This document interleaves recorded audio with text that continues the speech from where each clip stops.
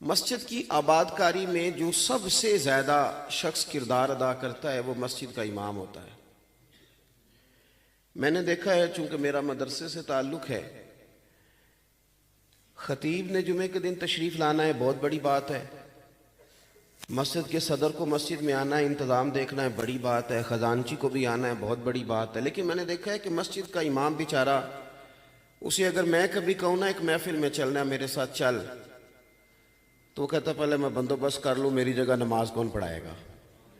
اور اگر ایمرجنسی میں اس کو دعوت دے لی کہ چلو میرے ساتھ، تو پھر وہ بیچارہ کیا کرتا ہے، وہ فون کرتا ہے کسی کو، کہتا ہے چابی فلاں جگہ پڑی ہے، وقت پہ اذان دے لینا، مسجد کھول لینا، فلاں جگہ جو ہے تمہیں ملے گی ماچس، اس سے ذرا گیزر وقت پہ چلا دینا، فلاں جگہ چیزیں موجود ہیں، وہاں سے جنریٹر کا بندوبست ہے، لائٹ چلی گئی تو دیکھ لینا۔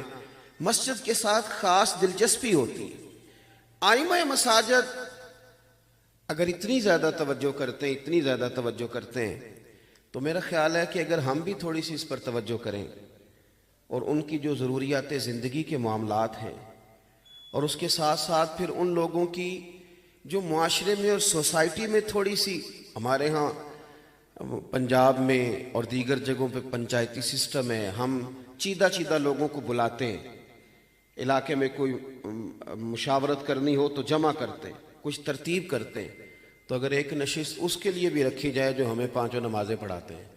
حضور صلی اللہ علیہ وسلم نے فرمایا اس شخص کو نا اللہ قیامت کے دن اپنے عرش کا سایہ دے گا جب اللہ کے سائے کے علاوہ سایہ کوئی نہیں ہوگا۔ کس کو؟ جو مسجد سے نکل تو آتا ہے پر اس کا دل مسجد کے ساتھ جڑا رہتا ہے۔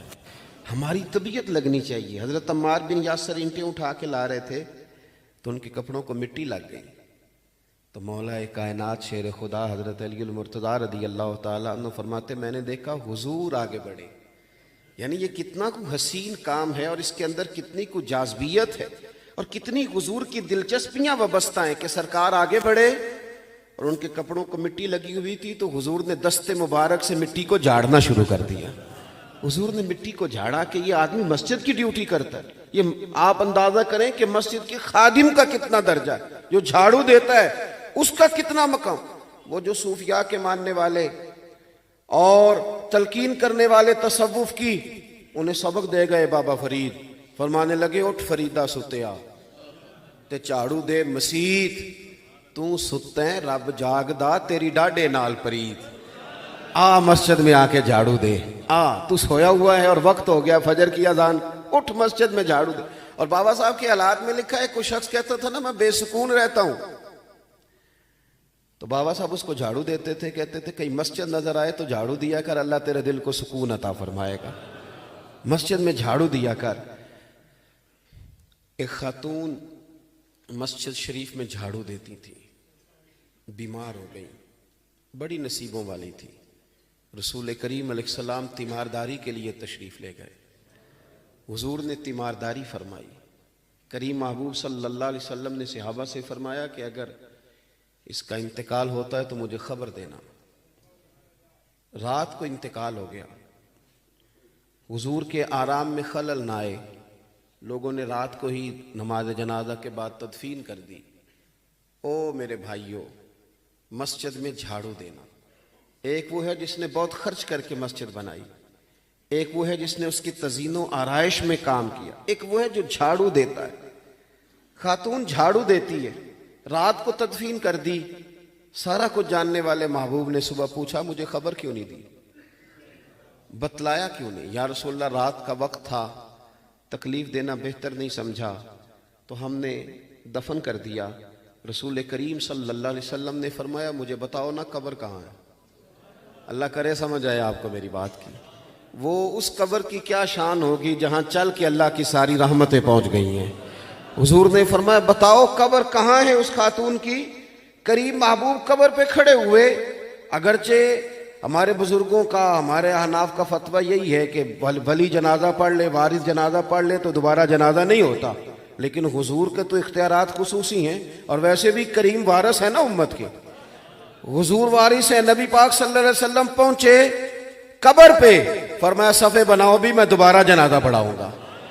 چونکہ اس کا مسجد سے تعلق تھا لوگ کہتے ہیں میں معرفت حاصل کر کے حضور تک جاؤں گا، میں فلاں چیز پا کر کے پھر معرفت حاصل کروں گا. تو مسجد میں اخلاص سے جھاڑو دیا کر، تجھے مدینے والے محبوب کا قرب نصیب ہو جائے گا اور حضور تیری قبر نور تک پہنچیں گے اگر تو مسجد کے ساتھ وابستہ ہے. میری آپ سے گزارش ہے کہ چندے کی حد تک ہی نہیں، آپ دلی طور پہ مسجد کے ساتھ وابستہ ہوں، مسجد میں چل کے آئیں، مسجد کے ساتھ اپنا شوق بڑھائیں. ایک قبیلہ تھا، دور رہتے تھے، تو ان کا خیال ہوا کہ مسجد کے قریب گھر لے لیں. اب تو بڑا مسئلہ ہے نا جی، مسجد کا اگر گھر کسی کے قریب ہے تو وہ کہتا ہے یہ لاؤڈ سپیکر روز چلے گا، معاذ اللہ لوگوں کو بڑی پریشانی ہوتی ہے. تو صحابہ نے سوچا قریب نہ مکان لے لیں تاکہ مسجد میں آنے جانے میں آسانی ہو، قریب نہ آ جائیں. اللہ اکبر. حضور کی بارگاہ میں بات گئی کہ وہ قریب آنا چاہتے ہیں، تو حضور نے فرمایا وہیں ٹھہرے رہو جہاں تمہارا گھر ہے، چل کے مسجد آیا کرو. جتنے قدم چل کے آؤ گے اتنے ہی اللہ تمہیں اپنے قرب کے درجات عطا فرمائے گا، گناہوں کی معافی ہوگی، نیکیوں میں اضافہ ہوگا. چل کے آؤ مسجد کے ساتھ اپنی وابستگی پیدا کریں. ایک بات آپ کی خدمت میں اور عرض کرنی ہے، یہ جو میرا دور ہے یہ بدگمانیوں کا بھی ہے اور معاذ اللہ مایوسیوں کا بھی ہے. ہم کسی تقریب میں جاتے ہیں تو ایک کہانی شروع ہوتی ہے کہ بڑی پریشانی ہے، بڑے حالات خراب ہیں، مطلب بڑی بری حالت ہے جی، کوئی پوچھنے والا نہیں. جو آنے والا نیا آدمی ہے نا وہ بیچارہ آزمائش میں آ جاتا ہے کہ شاید کچھ بن ہی نہیں سکتا، شاید اس قوم کا کچھ ہو ہی نہیں سکتا.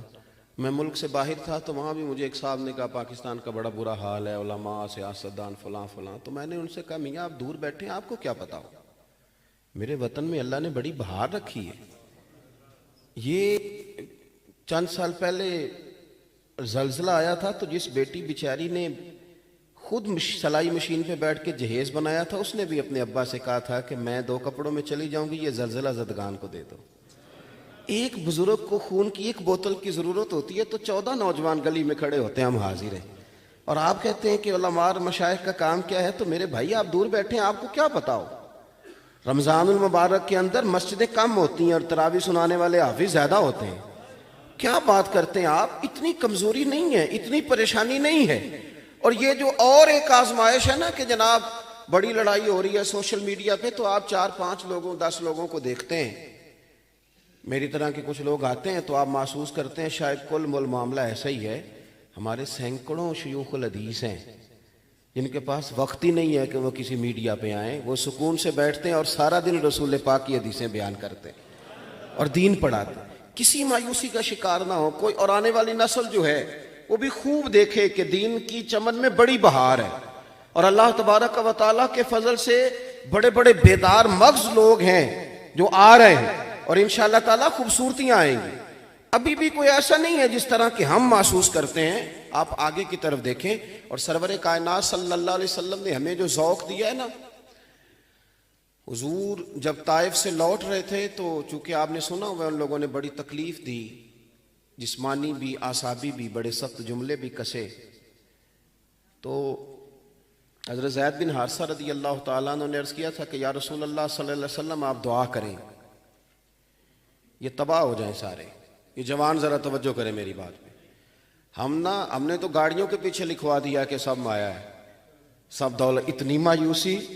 ہماری ماں نے جو ہمیں دودھ پلایا تھا تو پیسے لے کے پلایا تھا، ہمارے باپ نے جو جوانی ہمارے نام کر دی تو دولت لے کے. یہ کن بدگمانیوں کا ہم شکار ہیں اور پریشانیوں کا شکار ہیں. حضور لوٹ رہے ہیں. حضرت زید بن حارثہ رضی اللہ تعالیٰ عنہ نے عرض کیا کہ یا رسول اللہ دعا کریں یہ تباہ ہو جائیں. حضور نے کیا دعا کی؟ کہا اللہ انہیں ہدایت دے دے. فَإِنَّهُمْ لَا يَعْقِلُونَ. انہیں پتہ ہی نہیں، انہیں سمجھ ہی نہیں کیا کر رہے ہیں. تو عرض کی یا رسول اللہ میں نے کہا تھا دعا کریں تباہ ہو جائیں. تو حضور نے جو امید بتائی، جوانوں دیکھنا ادھر، کریم فرمانے لگے کیوں دعا کروں کہ یہ تباہ ہو جائیں.